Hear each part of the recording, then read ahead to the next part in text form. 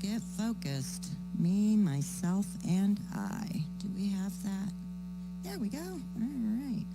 I'm actually going to use my laptop this time so that every time I hit the button here, I'll hit that button too. You know, you have so many things that you have to focus on. There are so many distractions in life, and yet there are so many important things that you have to do in a day when you are dealing with a chronic illness or excuse me, or a child with a chronic illness. And sometimes it's just time for us to get focused. But I'm talking about a different focus. This time I'm talking about let's get focused on me, myself, and I. I know you've all been taught. That's so selfish of you. Shame on you for focusing on yourself. So let's talk about that for a minute and find out how much shame there is in focusing on yourself. First of all, just understand that focus is what helps us pay attention, right? And in the midst of distractions and setbacks, whatever's going on in our life, and it helps us sustain our effort towards a goal, okay? And for every goal, you got to have an action. And for every action, we need energy. And every goal involves you. So we have to decide how we're going to partition out our energy on a daily basis, because every one of us are limited in the amount of energy that we have, not only cognitively, physically, emotionally. How much can we give to a day? And some days are a lot easier than others, as you all know. And so when we talk about this, you know, there are so many ways that, whoops, that was one too far, I think. There we go. There are so many ways that HPP can impact your life. Obviously, there's a lot of different challenges that are involved, and you have a very diverse support system, undoubtedly, and that's what you need in order to maintain optimal quality of life, right?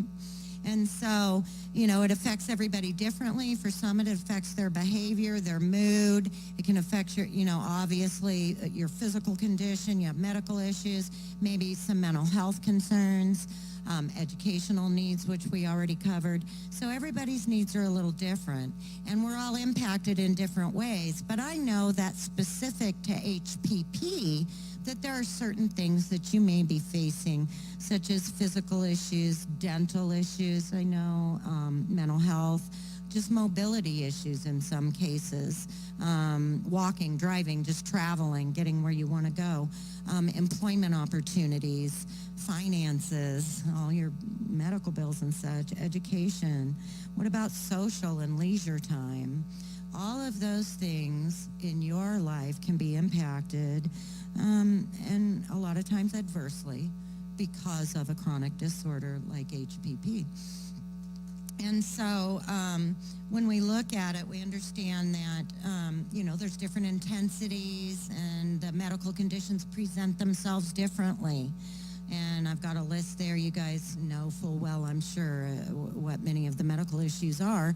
But the reason why I wanted to point this out is this. Some of these very people can be adding additional stress to your life, and particularly at the beginning of your journey, when you're having issues and the doctor doesn't know what's up.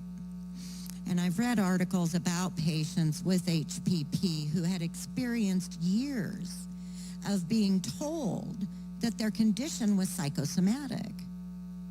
Now, people don't like the word psychosomatic, but I'm not talking about psychosis. The word psychosomatic just means that the source of your pain or distress is psychological. It's what you're thinking about, okay? And that makes it psychosomatic. But psychosomatic symptoms are not pseudosomatic, okay? That's different. They're real. That stomach ache, that's real. You ever got a headache because of stress? That's real. You don't have migraines. It's not a medical condition, right? But you have this severe headache. It's probably psychosomatic. It's coming because of the stress that you're under. And so sometimes even the very doctors that are trying to help you can increase your stress level and send you off to a psychologist instead of an endocrinologist or whatever, you know.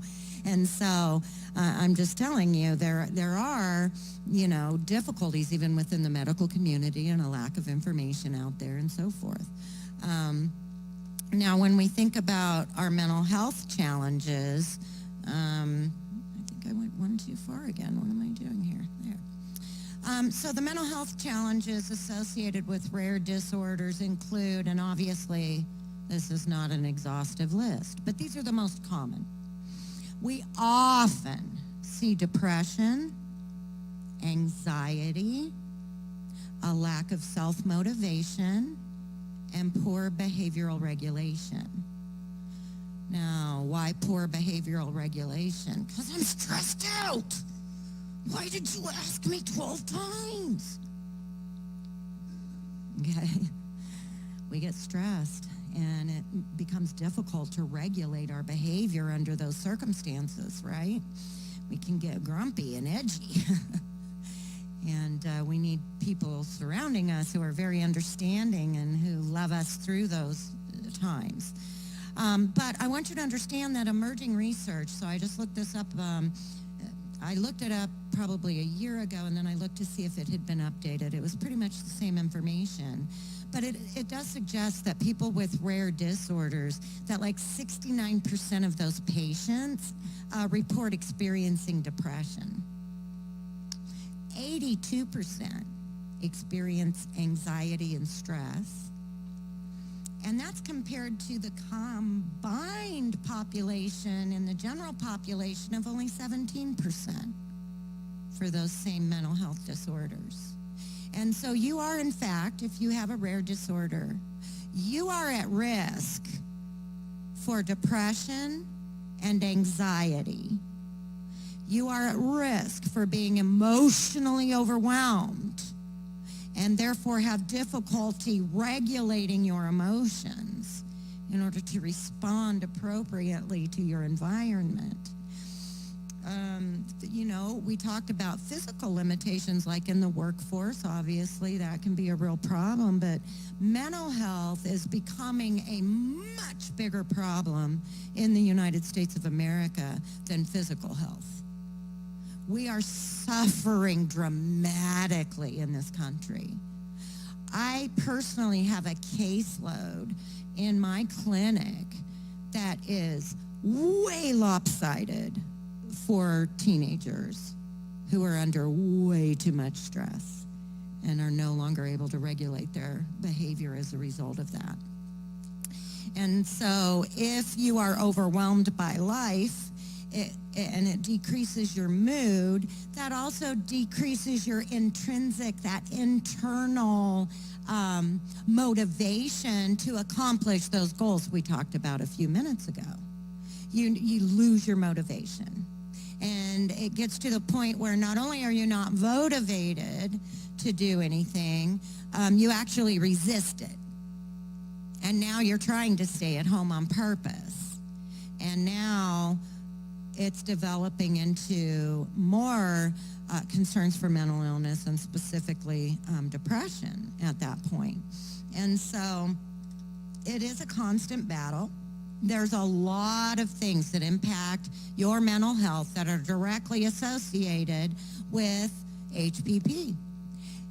Your interactions with your medical professionals, I already mentioned how that can sometimes be difficult, and they think, you know, you're not really, you know, it's all psycho, whatever, you know, and that can be very, very difficult to face and to experience as a person, and that in and of itself can quickly lead you down the pathway of depression. Grueling schedules, oh my goodness, we have so many things we have to squeeze into a day with all the medical appointments and everything we have to do. Finance management is huge.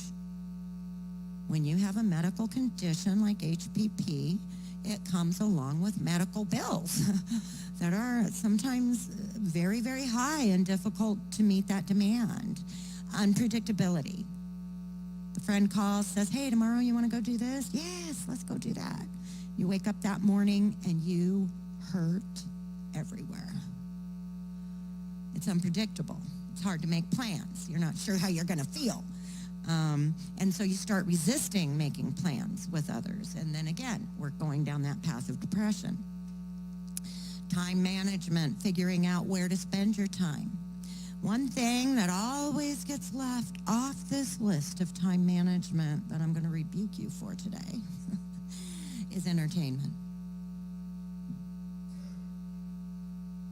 You need some entertainment in your life. And then there's the social and family life that's impacted. And you're a parent and you feel horrible. And, I had all this pain and I'm trying to homeschool my kids and I'm not available to them. I'm not present today because I've got this chronic pain that's distracting me. And then what happens? Oh, I'm a horrible mother. I'm not available to my children. Oh, they need me. Oh, they're going to miss things. And blah, blah, blah, blah, blah, blah, blah. Again, where are we headed? Path of depression. Pathway of depression. Straight down that path. Sense of identity. Who am I? Does your disorder define you?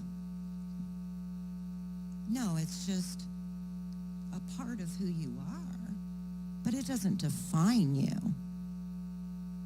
You have purpose and meaning in this life. You've got things to do. And that's apart from HPP.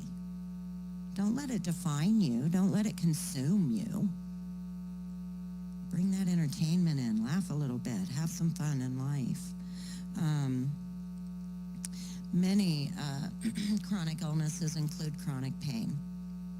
And so when you have chronic pain, it has an adverse impact on your mood. It adversely impacts your sleep, your memory and concentration, and your relationships. So let's talk about those for a minute. With your mood, living in pain makes someone more susceptible to emotional changes. So, you go like this and this and this and this a lot more easy than other people. And that can foster depression, anxiety, and fear. Now, let me help give you a little bit of a picture of what's going on in your day, okay? Because those of us that experience chronic pain are more adversely impacted by minor things coming up in our day than people who don't have pain. And so what happens is we all start at a baseline in our emotions for the day. And then that guy just cut in front of me. I'm like, wait, I'm clear up here now. And then, okay, all right, that situation's passing and we're coming back down to baseline, right? And then, the next little thing. Okay, I jarred it up a little bit, but now I'm back down to baseline. That's called regulating your emotions. What happens when you're in chronic pain is you go from here to here, but you never get clear back down to baseline. You're about halfway down. And then you start going across from there. And then you shoot up. And now you're coming about halfway back down.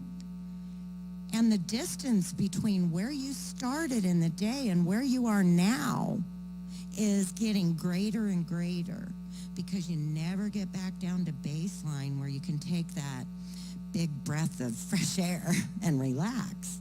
You're staying at a heightened state of alertness.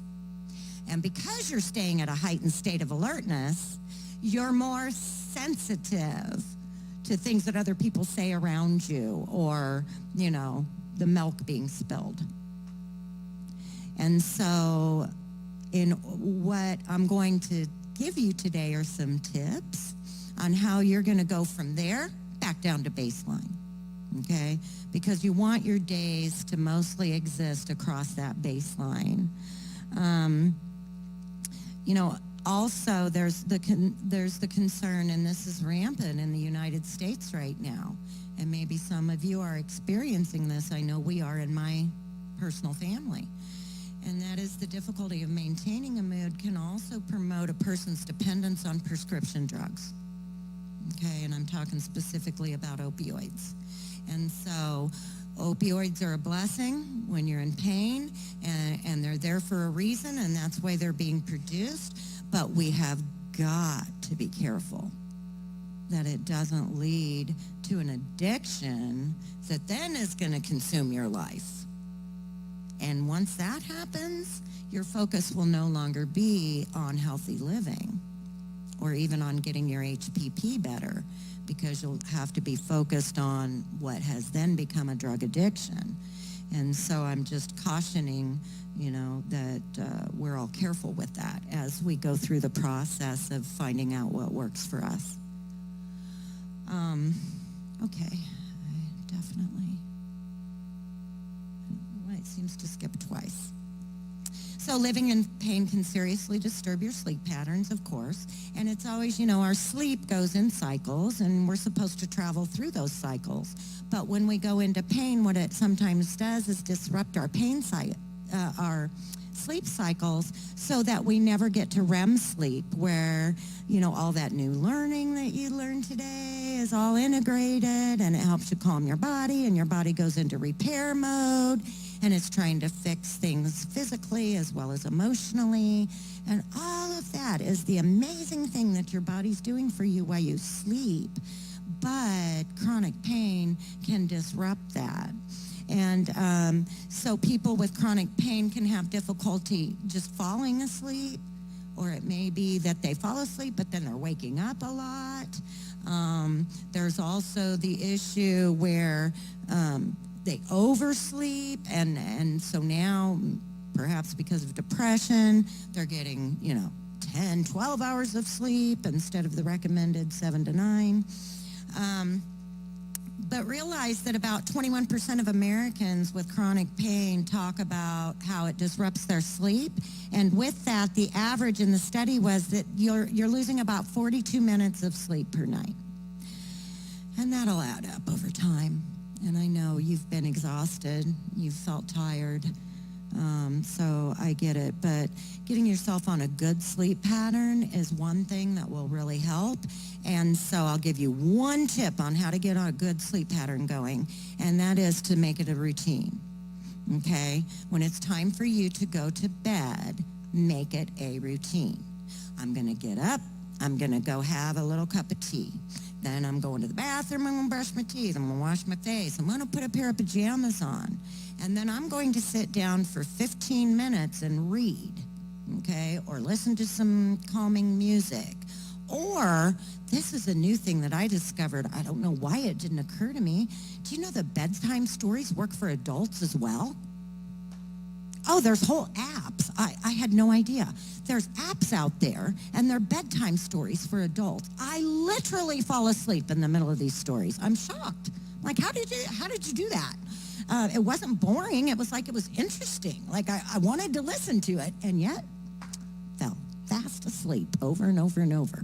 So you might want to try a few things like that, and just, obviously the internet's full of ideas of how to help yourself sleep, but it is a really important aspect of our daily lives.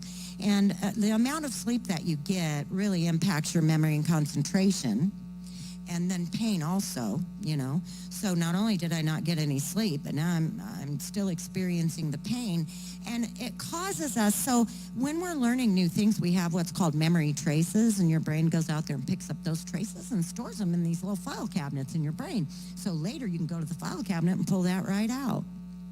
But what happens is when we're tired is we're not very efficient in storing that information. We do run into the file cabinet room, but we just open up any old drawer and cram that in. Leave. Next day, Mama calls, says, you remember we were going to, wait, yeah, what? Let me see here. And you're now going through the process of opening every file cabinet in your head, digging through it, trying to find that one piece of paper that you didn't file properly because, well, you were exhausted. And that's what happens. And obviously, if we're not filing information efficiently, we're not able to recall efficiently. And this is something that happens a lot with children with HPP in the schools as well. So think of how that impacts them. It affects our ability to remember, to concentrate, and to focus. And realize that it's while we're sleeping, like I said before, that you consolidate this information that you're trying to remember. And if you're not sleeping well, you're not consolidating it, and so you won't get the same benefit of remembering that information later. There are so many side effects of a chronic illness on relationships. Living in pain and having to cancel a lot with your friends. That's one thing that impacts. They get tired of that. After a while, they quit calling. And the thing is, you don't really care because you're exhausted anyway.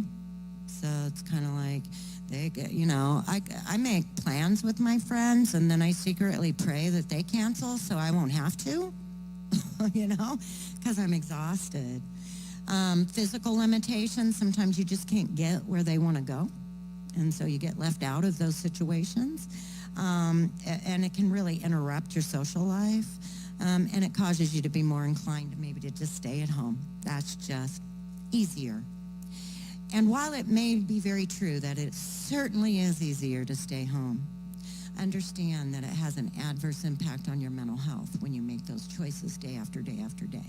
Because, we live in a social world and we need each other. And so if you're isolating yourself, you've got needs that are not being met. Obviously, it can also impact or interfere with your sexual relationships, your household, your finances, your parenting, interacting with your children, things like that. And so here come the tips for taking care of you. It's time to focus on me, myself, and I. And the purpose of focusing on me, myself, and I is to improve the lives of people around you. Did you hear what I just said?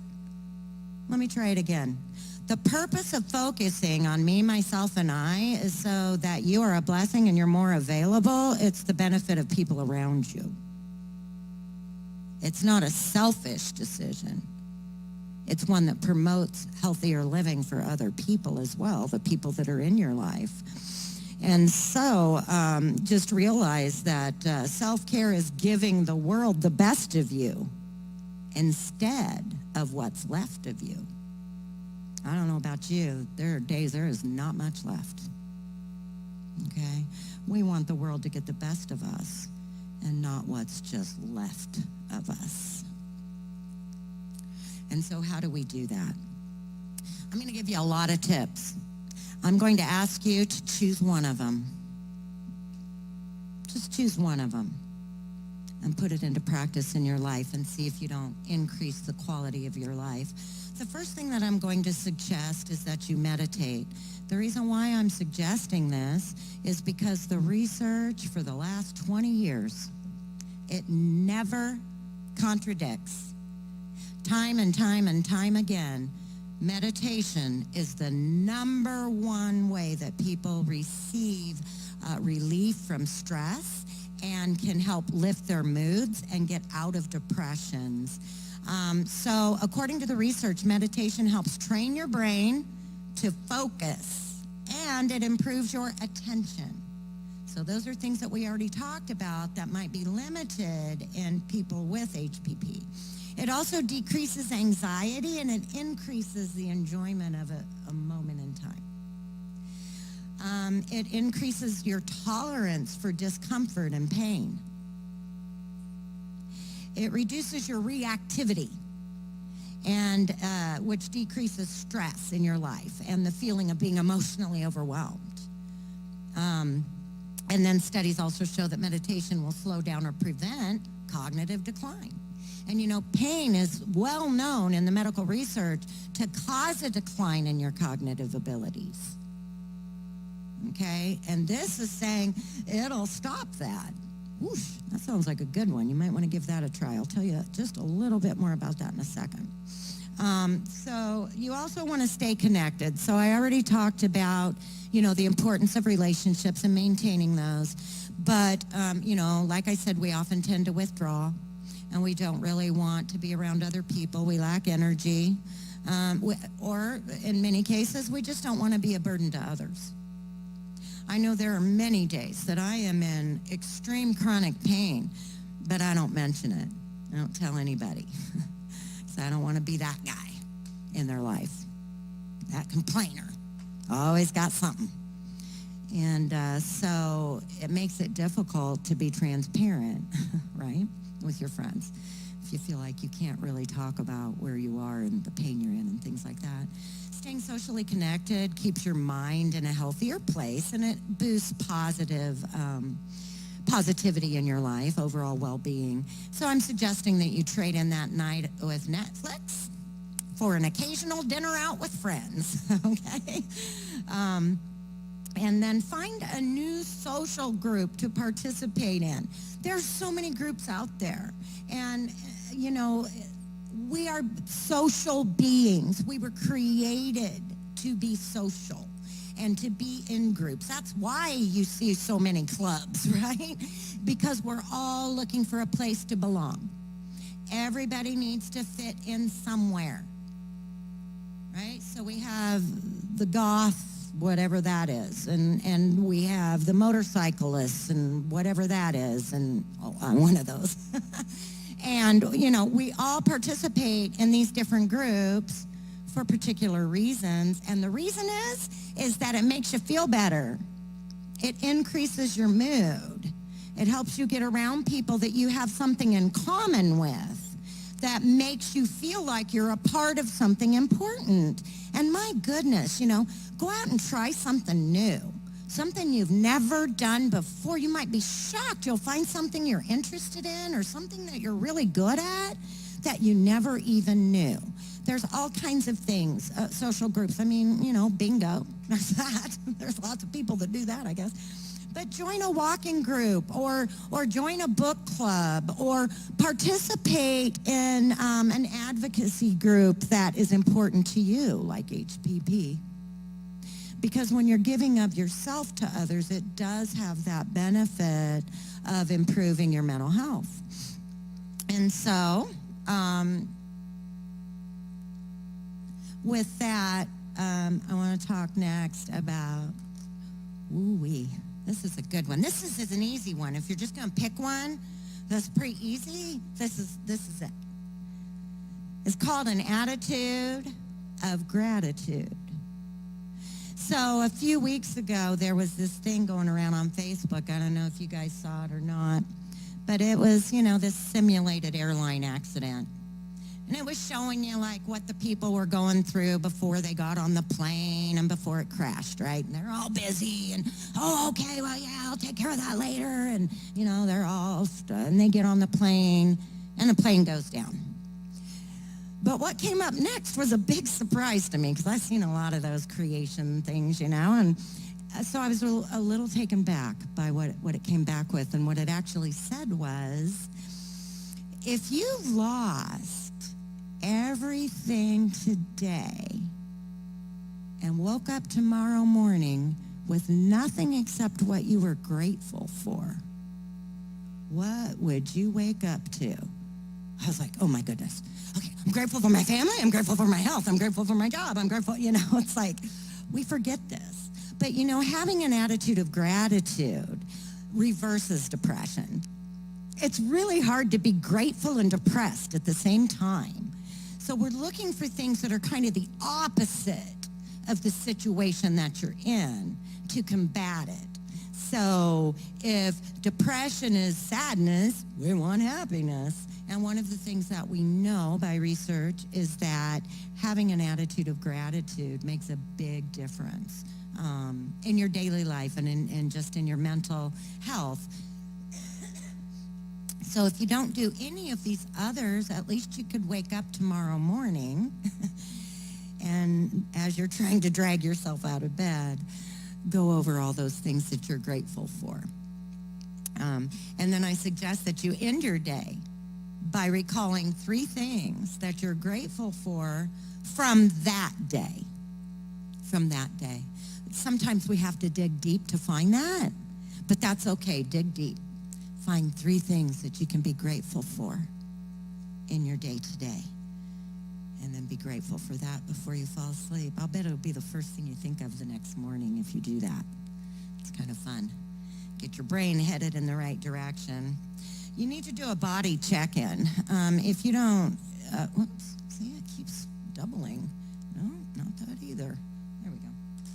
So a body check-in is just simply kind of thinking about your whole body and checking in with it, okay? Like yesterday, I got really irritable for a moment. I was talking to my daughter, and I got really irritable, and all of a sudden I was like, whoa, wait.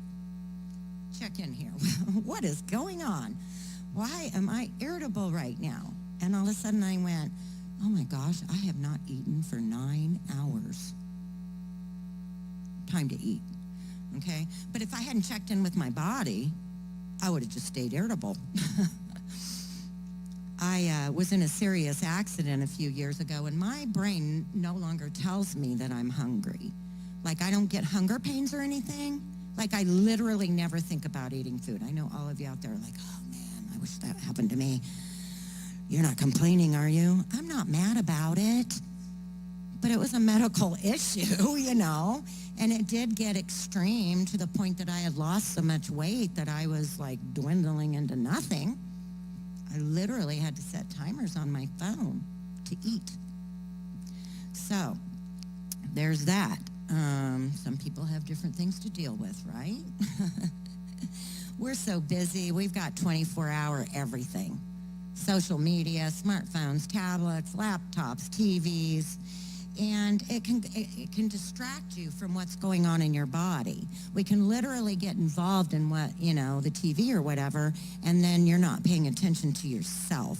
There's this term called mindfulness. I don't know if you've heard of it. It's really popular in my world as a psychologist. But it's the basic idea is being mindful of the moment and what's happening right now around you and trying to tune into that. And dealing with that. Otherwise, we file things back in our brain, and it's like, oh, I had this issue I didn't take care of, 27 hours ago, and all these other things, and it can end up, increasing your anxiety and depression, or the symptoms of it. And so mindfulness is actually known in the research to reduce your stress level, and it helps a lot with anxiety. And part of mindfulness just goes back to that attitude of gratitude and being mindful of what you do have in your life instead of focusing on what you don't have. And it is a wonderful way just to get in touch with your body. So what I literally do, and you can spend 5 to 15 minutes. I'm going to literally explain this to you. And this is part of a meditation routine, okay? So what you're doing is you're breathing deeply. And I don't know if you realize, but your lungs are in 2 sections. You want to go all the way down to the lower lung, okay? So you're really going to take a deep, deep, deep breath. And when you think you've breathed as deeply as you can, take another breath, okay? Because there will be a little more room in there. And then you just slowly let it come out. Some people are calmed by making a little noise while they're doing that. Other people don't like to hear any noise at all. But while you're doing that, you're placing your thoughts on your body. You're starting at your toes, and you're coming all the way up to your head. And you're thinking, how are my toes? Oh, goodness, I got an ingrown toenail down there. I'll have to fix that. How are my chins, thigh, just kind of travel up your body and check yourself out, that body awareness thing. And if you find that you have a lot of tension somewhere in your body, like a lot of times you'll find across, your shoulders or neck area, or maybe in your lower back, and you're feeling a lot of tension, it's that deep breathing. So you want to think about sending the oxygen to the part of your body that's so tense, okay? And just kind of focus on and concentrate on getting a stronger oxygen flow to that part of your body. And so that's all it is. It's just checking yourself out, figuring out where you're at for the day, and then focusing on whatever's important for you that day, which may be getting some medical help, depends on what your body check turns out like, right? So one good thing is always to get moving and to try something new, my dear brother Dave here, who was in a wheelchair for so many years, he still moved around all the the time, get great hugs, That type of movement is important for your body, particularly if you're in a wheelchair. You want to keep that blood flowing to those different areas. But, exercise obviously increases the blood flow. And sometimes, for example, if you're in a wheelchair, you have to adapt those exercises. But there's this, okay? And now you're still pumping the oxygen to your brain. You might not be running on a treadmill, but you're doing the best you can. That's one thing I always do to the kids at school that are in wheelchairs. If they're like taking off down the hall, I'm like, hey, no running in the halls, and they just cackle and think that's hilarious, But then we also get them involved in physical activity as much as possible. And keep an open mind and seize an opportunity to do something new. I did that not very long ago. I had a friend who does this jewelry art stuff, and it was beautiful, and I was like, that might be fun to try, And so I tried it, and, well, it wasn't my thing, but I enjoyed it while I was doing it. It's not like I picked it up as a hobby or thought I was going to make a life out of it or anything, but it was interesting, and I enjoyed it for that day. And you know how many opportunities are out? You would be shocked at all the things people do out there. I watch the news sometimes, and they'll show, people that, I don't know, do things I've never even heard of before, Why somebody would put a log on their shoulder and, throw it up in the air and slick logs and try to climb those, But there's some crazy things going on out there, and you might love it. You might think that's the best ever. I'm a fisherman. I love to fish. That's something that I do, calms me, gets me away from everybody. So sometimes I just challenge myself to try to catch a certain type of fish. Okay, what kind of bait am I going to need for that, Anything like that. Just do something different to add some pizzazz to your life, some interest, some differences. Get out of that rut that you're in and realize there's Frisbee Golf. Have you ever heard of that? That's one you can do in a wheelchair. I've seen them. Okay, Frisbee Golf. There's so many things out there, and so many things in our world now are being adapted anyway. You can go skiing in a wheelchair. So, and sky jumping. So with all of that being said, I'm just really encouraging you to, when you try something new or different, it stimulates the area in your brain that produces energy for your body. And so, again, I don't know how many slides I went forward there. And, okay. Take probiotics. There's another easy one you can do. It really helps your mental health. And people are like, what are you talking about? What do you mean, probiotics? You talking vitamins and such? I am, as a matter of fact. Approximately 90% of the serotonin, that's your happy hormone, people. It makes us happy. The happy hormone, the transmitters are actually in your belly. And it directly impacts your brain in terms of your mood and your memory and your focus and those things that we already talked about, your overall sense of well-being. And the research actually suggests that taking a daily probiotic may help ward off depression. Okay, so it really does what you eat and how you take care of your body and what kinds of supplements you do or don't provide will impact your mental health one way or the other. And then eating a diet that's high in plant foods because they're rich in the prebiotics. And we need the prebiotics and then the probiotics. You can get a lot of prebiotics in the foods that we eat, like vegetables, nuts, seeds, fruits, beans, and whole grains. And that keeps your gut bacteria healthy and active. And so that can also be something to improve your mental health. Forming routines are always good. Sitting at home all day with nothing to do takes a toll on you emotionally. First of all, it's boring. And when you're bored, your brain shuts down your motivation center. And your motivation center is what activates you or causes you to initiate action towards your goals. Let me ask you something. Why in the world do you wash the dishes?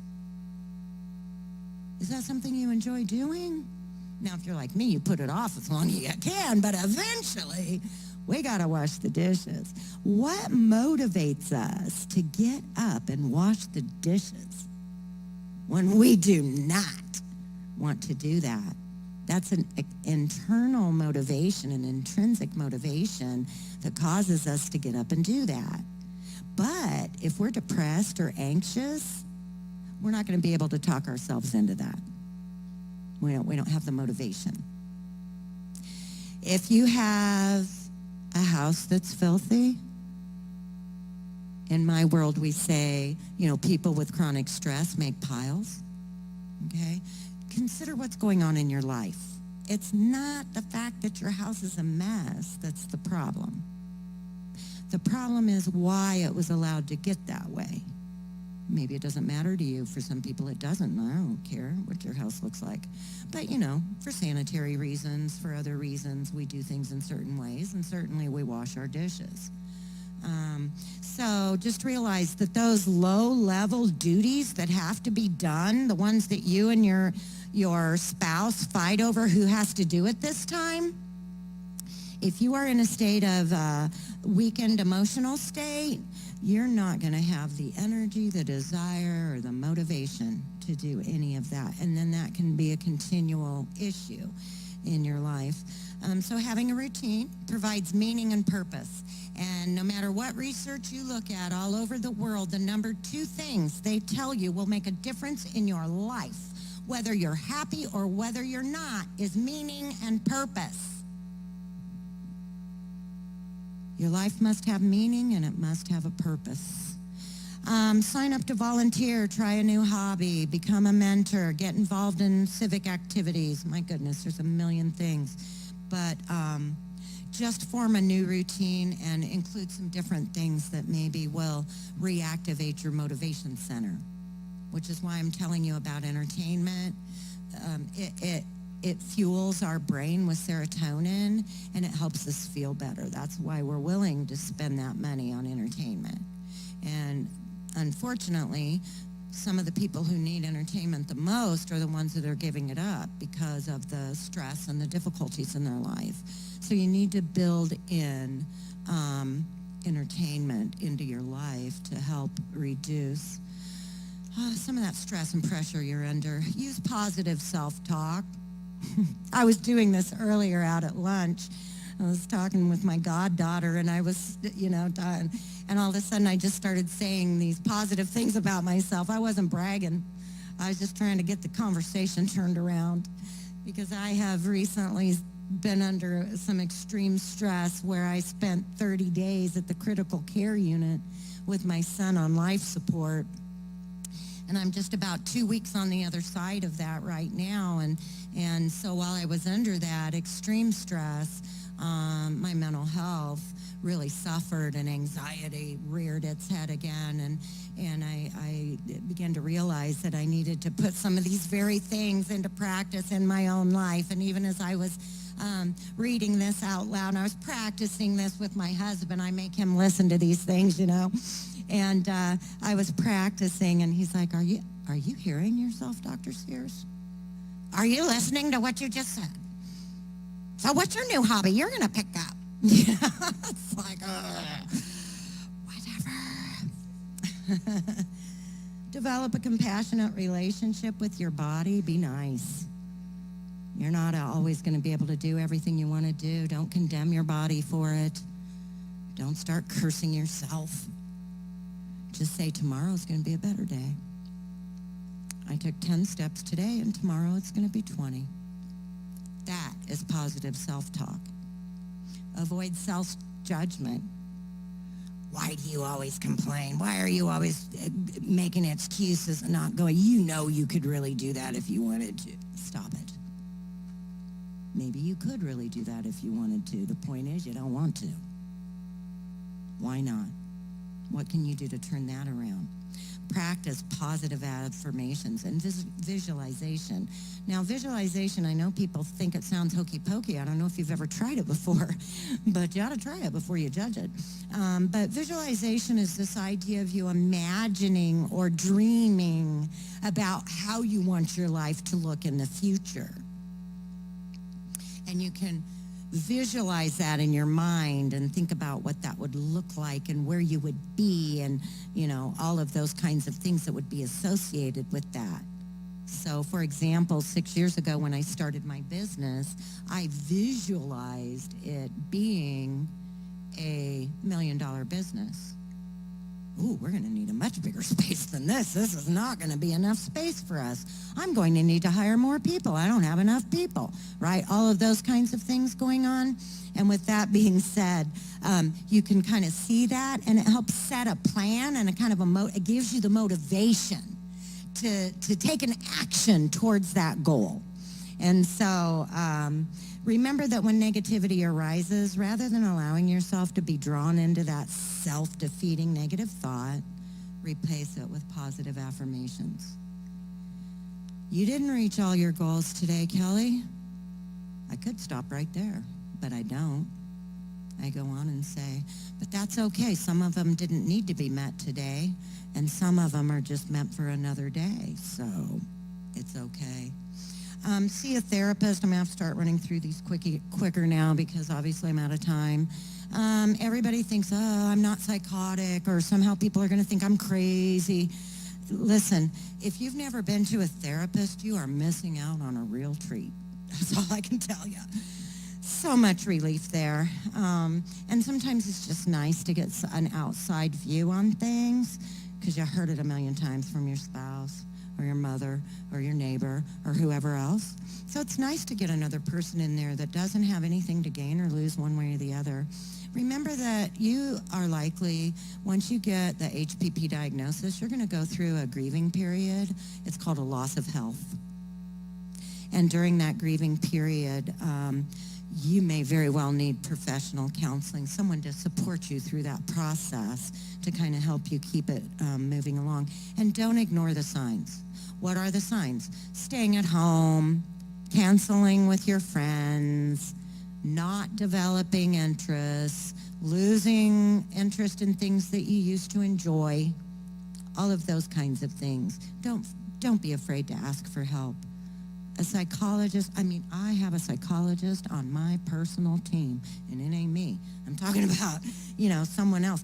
And that number is 24/7. I called that therapist 3 different times during that month that I was at the critical care unit, and it really did bring me relief. So certainly, there's good reasons to have that in place. A positive support system, obviously, and you need to get that in place. Oh my goodness, yes. Please laugh. Please laugh. A merry heart does good like medicine. Happiness goes hand in hand with laughing, and humor is a great relief. So mentally fit people, according to research in my field, those are individuals that tend to take time to celebrate funny things and laugh about them out loud and spend time outside in nature. That's something that can have a very calming effect and boost your mood as well. And then last but not least, don't forget, you're supposed to put your oxygen mask on you first, and then you put it on the other people. So with that being said, I pray that this has been helpful to you and that you would just take the time to just pick 1 or 2 things off that list that might help improve your quality of life so that you can get off of that path of depression and anxiety and onto a healthier living. And in order for you to do that, you're going to have to focus on me, myself, and I. Thank you guys so much for giving me this time. I really appreciate it.